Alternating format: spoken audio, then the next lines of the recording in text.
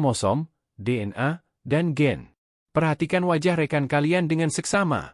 Tidak ada satupun rekan kalian yang memiliki wajah yang sama persis kecuali kembar identik.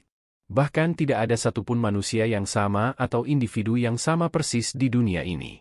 Apa yang menyebabkannya? Setiap makhluk hidup akan mewariskan sifat tertentu kepada keturunannya. Sifat yang diwariskan ini dalam bentuk materi genetik.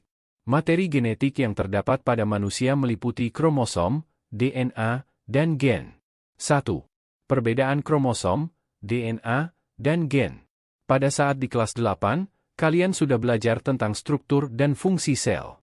Di dalam sel terdapat organel yang berfungsi untuk mengatur semua aktivitas sel, yaitu inti sel atau nukleus.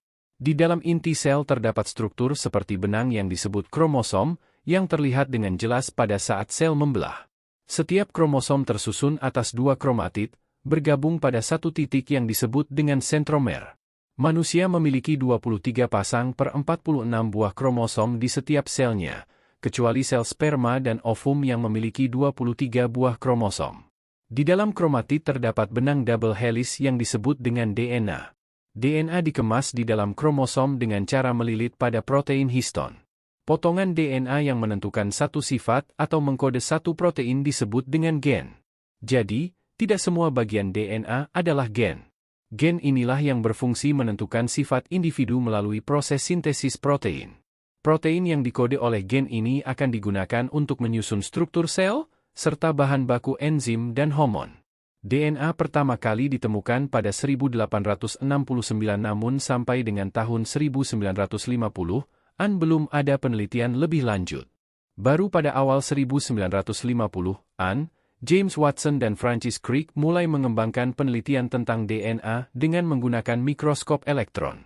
Pada tahun 1953, mereka mengumumkan ke publik bahwa DNA berbentuk double helix, spiral yang tersusun atas 2 helai DNA.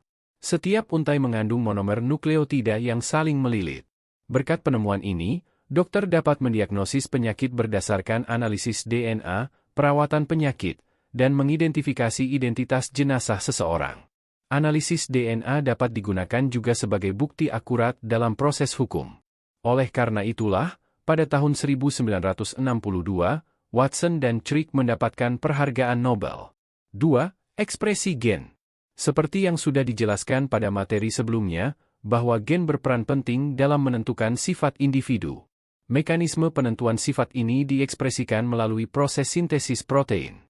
Sintesis protein terdiri atas 2 tahapan yaitu transkripsi dan translasi. Di dalam inti sel eukariotik, kode genetik DNA disalin menjadi mRNA. Tahapan ini disebut dengan transkripsi.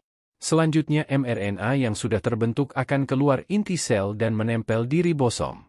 Kode genetik pada mRNA ini kemudian diterjemahkan menjadi asam amino yang akan dirangkai menjadi protein.